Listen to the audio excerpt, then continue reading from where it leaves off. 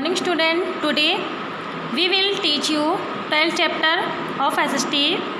Chapter name is हमारे जल संसाधन, आर वाटर रिसोर्सेस, यानी कि जल हमें किन किन चीज़ों से प्राप्त होता है और ये हमारे लिए किस लिए ज़रूरी है, इस सब के बारे में हम चैप्टर में रीड करेंगे।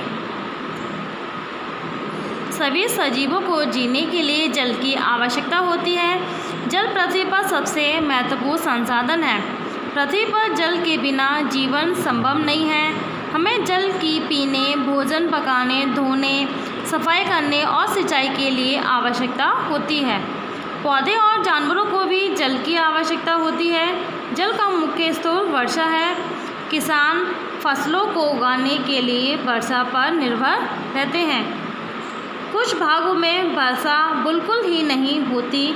इस समस्या से निपटने के लिए वे सिंचाई करते हैं।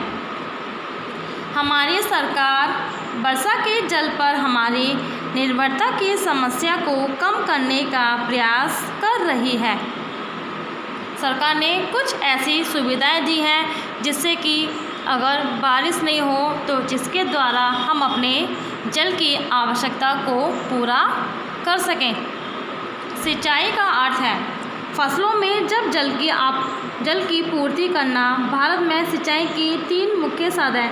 सिंचाई मतलब पेड़ पौधों को पानी देना, उसे हम सिंचाई कहते हैं। भारत में सिंचाई के 3 मुख्य साधन हैं। फर्स्ट इज नहरें, सेकंड कुएं एवं नलकूप, थर्ड इज तालाब। फर्स्ट इज नहरें, कैनल, नदियों और बांधों का जल छोटी नालियों के द्वारा, जिसे नहर कहा जाता है, खेतों तक पहुंचाया जाता है। नहरें जल को बहुत दूर के स्थानों तक ले जाती हैं। नहरों को मानव निर्मित नदियां भी कहा जाता है। इंदिरा गांधी नहर राजस्थान के एक बहुत बड़े भाग को जल उपलब्ध कराती है। हमारे देश की मुख्य नहरें हैं। फर्स्ट इज सिरहिंद नहर, बंकिम नहर, थर्ड आगरा नहर, फोर्थ इज इंदिरा गांधी नहर। ये सबसे बड़ी नहर है। फर्स्ट इज कुएं और नलकूप। जिन क्षेत्रों में भूमिगत जल आसानी से पाया जाता है वह कुएं खोदे जाते हैं। भूमिगत जल तक पहुंचने के लिए भूमि में गहराई तक खोदा गया गड्ढा कुआं कहलाता है। कुएं का जल घरेलू आवश्यकता और कृषि के लिए प्रयोग किया जाता है। कभी कभी भूमिगत जल बहुत गहरा होता है, तब हम भूमि में ड्रिलिंग मशीन के द्वारा एक गहरा गड्ढा खोदा जाता है।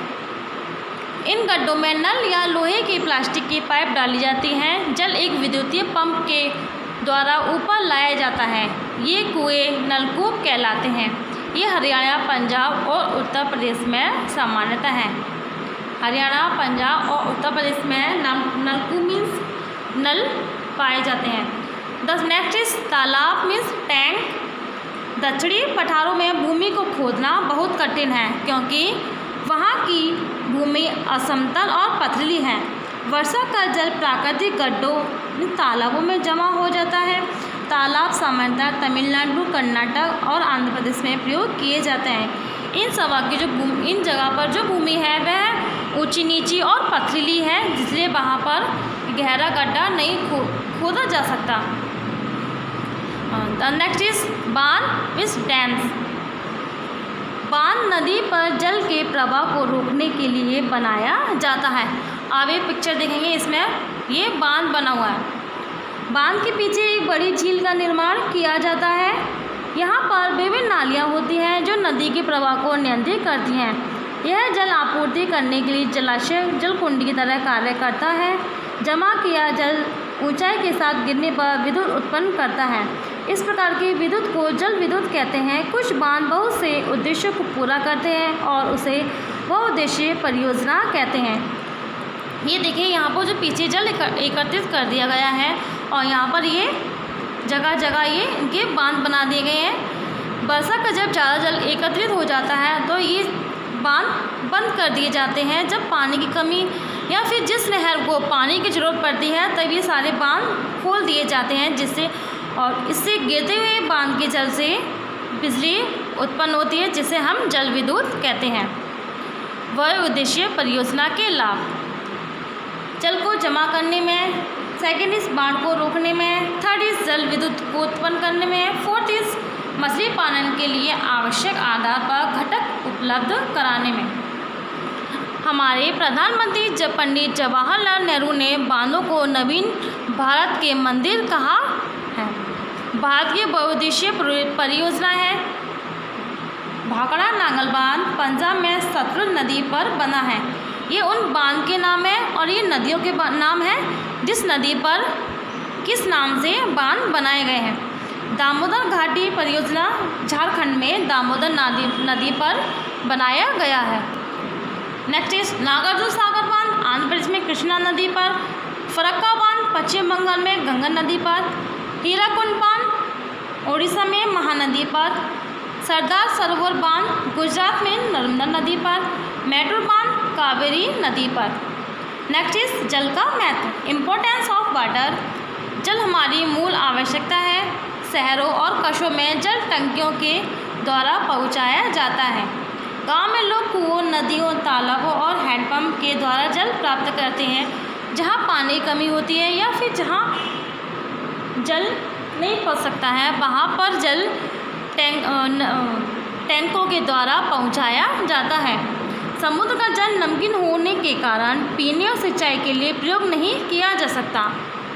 समुद्र में बहुत सारा पानी है लेकिन वहाँ का पानी नमकीन होने के कारण उस पानी से हम ना तो पी सकते हैं और ना ही कोई भी कार्य कर सकते हैं। किस लिए? क्योंकि वह नमकीन व खारा है। हमें पीने और भोजन पकाने के लिए साफ और शुद्ध जल प्रयोग करना चाहिए। यदि जल शुद्ध नहीं है तब इसे पीने से पहले उबाल लेना चाहिए। जल बहुमूल्य है, हमें इसे व्यर्थ नहीं करना चाहिए। जल एक बहुत ही आवश्यक संसाधन है इसी जब जल को हमें बर्बाद नहीं करना चाहिए जिससे कि पानी की कमी हो। Chapter is finish. I hope you all are understand this chapter and thank you.